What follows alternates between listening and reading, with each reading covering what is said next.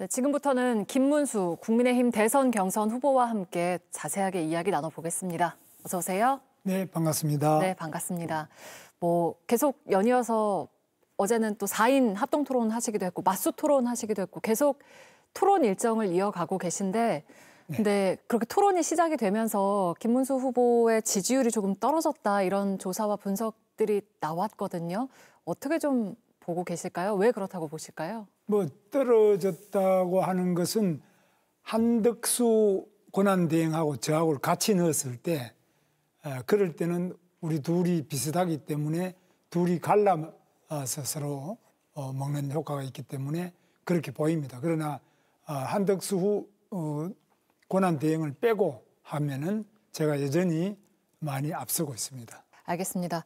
그 토론 내내 윤 전 대통령의 탄핵 책임을 놓고 공방을 벌이기도 했는데요. 네. 이번 탄핵의 책임은 윤 전 대통령에게 있다고 보시는지 아니면 야당과 한동훈 후보에게도 일부 있다고 보시는지. 지금 계엄에 대한 부분에 대한 것은 대통령께서 계엄을 했지만 탄핵에 대한 부분은 많은 논란이 있습니다. 아시다시피 탄핵은 그 헌법재판소의 판결 과정에 특히 내란 부분이 국회에서 의결한 소추에서 빠지면서 과연 내란이 빠지고도 국회에서 소추가 됐겠느냐 이런 문제도 있고요. 나머지 이제 증거 채택에서 여러 가지 증거를 얼마나 채택하느냐 이런 부분에도 보통의 형사재판에서는 없는 그런 방식으로 헌법재판소가 진행했기 때문에 여러 가지 논란이 아직까지 많이 남아있고 특히 8대 0이라는 숫자는 박근혜 대통령도 8대 0, 이번에도 또 윤석열 대통령도 8대 0, 헌법재판소가 항상 만장일치로 이렇게 대통령을 연거푸 탄핵하는데 이런 것들에 대해서는 국민들이 많은 의혹과 의문을 가지고 있는 것이 사실입니다. 네, 그 윤 전 대통령의 책임보다도 헌법재판소에 좀 문제가 있다 이런 말씀이실까요? 물론 책임이야 대통령 윤석열 대통령에 대한 재판이니까 자체가 탄핵을 된 것 자체가 헌법재판소의 책임이라기보다는 헌법재판소의 판결 과정에 여러 가지 논란과 문제가 많다. 특히 공수처가 과연 이게 제대로 체포를 제대로 했느냐, 그게 법에 맞느냐부터 시작해서 헌법재판관들의 판결이 과연 제대로 좀 되고 있느냐 이런 부분에서 논란과 의문이 많이 있는 것이 사실입니다. 방금 전에 그 헌재 판결을 조금 부정하시는 듯한 말씀으로 들려서 다시 한번 설명을 좀 해주실까요? 헌재 판결에 대해서는 부정이라는 것이 아니라 네. 헌법재판소가 여러 가지 문제를 많이 가지고 있다. 특히 내란 부분에 대한 것, 계엄이 내란이다 하는 부분을 국회의 탄핵 소추 결의서에는 나와 있는데 그 중간에 빼줬습니다. 그런데 이 빼는 과정이나 그 이후에 재판 절차 과정에서 충분하게 증인 채택이나 또 증거 능력으로서 경찰과 검찰의 그 진술 조서 이런 것들을 증거로 채택하느냐 이런 부분에서 부동의를 했음에도 불구하고 그것이 증거로 채택됐다 이런 것들은 논란의 소지가 많고 앞으로도 헌법재판소는 상당한 정도로 만약 헌법이 개정된다면 헌법재판소를 고칠 필요가 있다고 봅니다. 그 토론회에서 부정선거 얘기가 나왔습니다. 안철수 후보 같은 경우에는 음모론이라고 반박을 했는데 지난 총선이나 대선이 부정선거였다는 점에 대해서는 동의를 하시는 걸까요?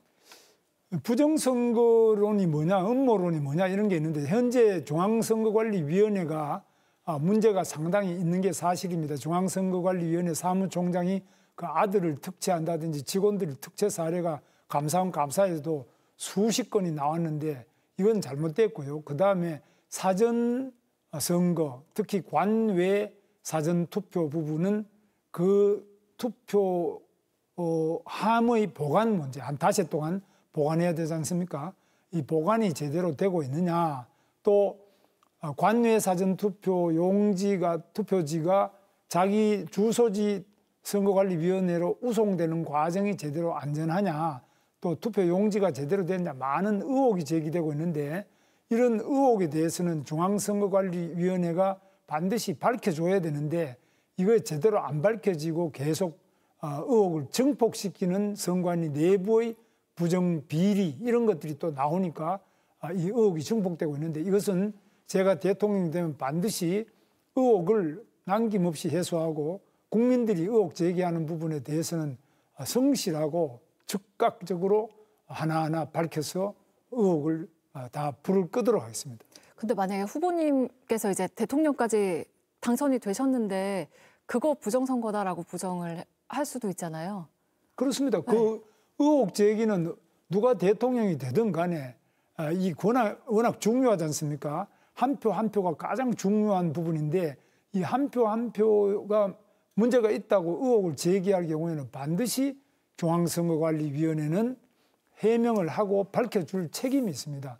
그래서 이런 부분은 다른 행정도 다 마찬가지인데, 특히 이 선거관리위원회의 부정선거 의혹에 대해서는 철저하게 밝히지 않으면, 또 즉시 밝히지 않으면 이 의혹이 우리 민주주의 제도 전체를 불신하는 결과로 가져오기 때문에 신속하고도 철저하게 또 언제든지 그런 것을 밝혀나갈 책임이 선거관리위원회에 있다고 봅니다. 네, 저희가 시간 관계상 끝으로 한 가지만 더 여쭙고 싶은데요.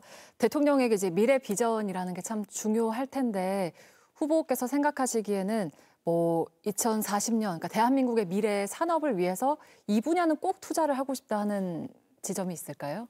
그렇습니다. 지금 많은 말씀을 하시지만 특히 AI 분야에 집중적으로 투자를 해서 AI 인재를 양성하고 AI 관련된 소프트웨어 기업이든지 관련된 기반 기술을 확보 발전시켜 나가는 것이 매우 필요하고요. 뿐만 아니라 반도체 부분도 지금 상당히 협공을 당하고 있습니다. 이런 부분도 초격차를 유지하기 위해서 노력해야 되고, 우리나라 바이오 부분 이런 부분에도 확실하게 앞설 수 있도록 적극적인 지원을 해야 됩니다. 네, 알겠습니다. 오늘 말씀 여기까지 듣겠습니다. 김문수 국민의힘 대선 경선 후보와 함께 이야기 나눴습니다. 고맙습니다. 네, 감사합니다.